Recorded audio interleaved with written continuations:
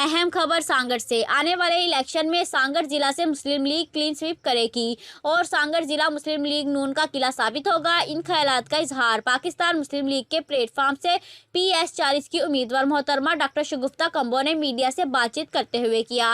उन्होंने कहा कि जिला सांगड़ में मुस्लिम लीग ने रिकॉर्ड तरक्याती काम करवाए हैं, जिनसे आज जिला सांगड़ मुस्तफीद हो रहा है।